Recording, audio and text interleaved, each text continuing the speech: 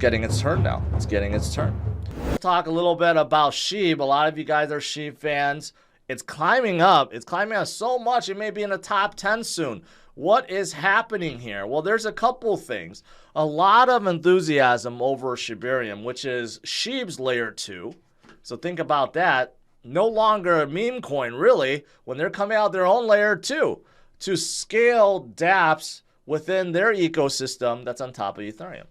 But you have massive amount of burning that is supposed to be coming. So 3 trillion SHIB transferred to some mysterious wallet after Kusama confirms massive burn. So Shibarium is right around the corner, this layer 2, but to celebrate it, there's a massive burn that will happen. The number, we don't know.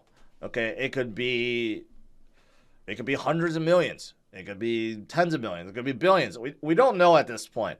But there's a lot of people excited about this massive burn that's coming, right? And with Shibarium, SHIB will be burned also.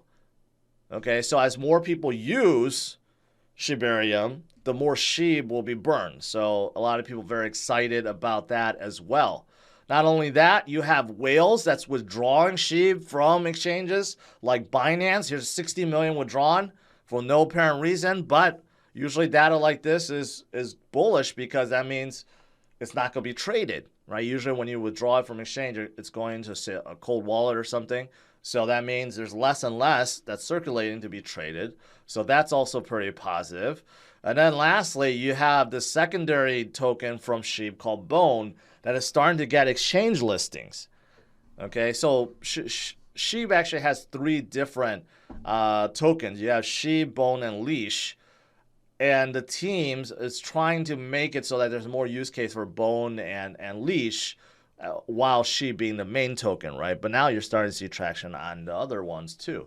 So overall, this is what's going on. A lot of enthusiasm over Shibarium, which is coming out soon. Enthusiasm over massive burning with Shibarium and pre-Shibarium. And you have exchange listings. This is why it's going up. And plus, SHIB has been pretty stagnant while the other L1s and L2s have been going up. So it's getting its turn now. It's getting its turn. And then speaking of burning, right? Look at ETH's burning. ETH burning is increasing. Now at negative 9,000 ETH. That's a lot. Since the merge 142 days ago till now, there has been basically 0 new ETH hitting the market. And now we're having decreased ETH because of the burning. So now we have about minus 9,000 ETH, and there is no more new ETH hitting the market.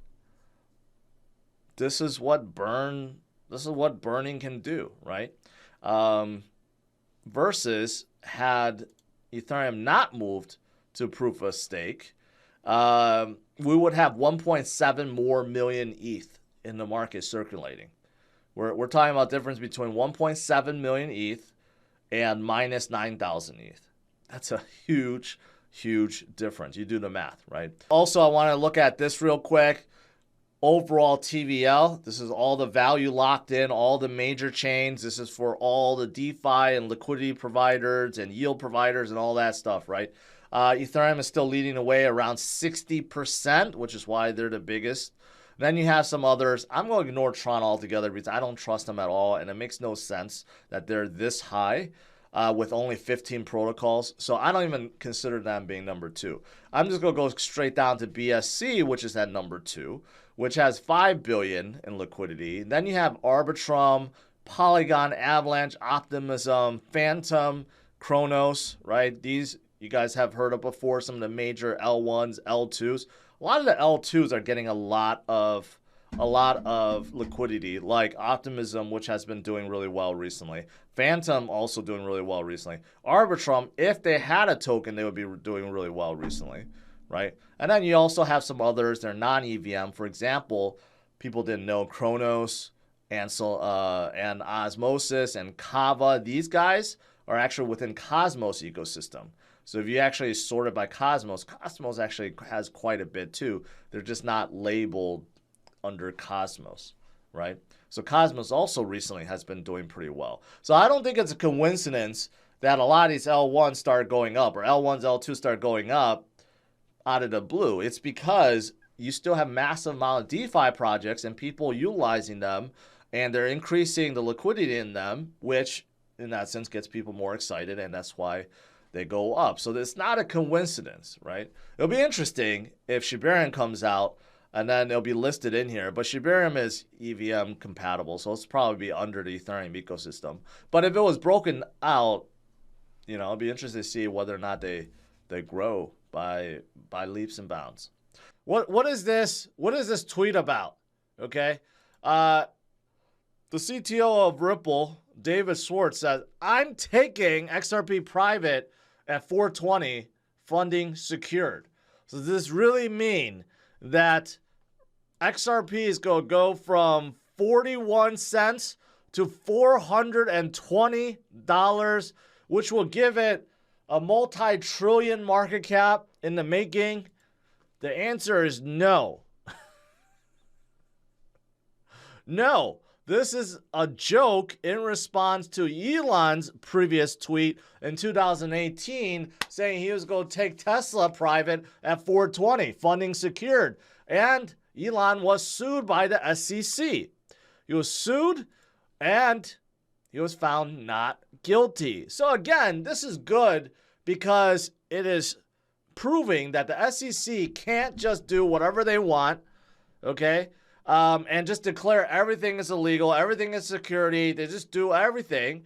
So good thing Elon won this case.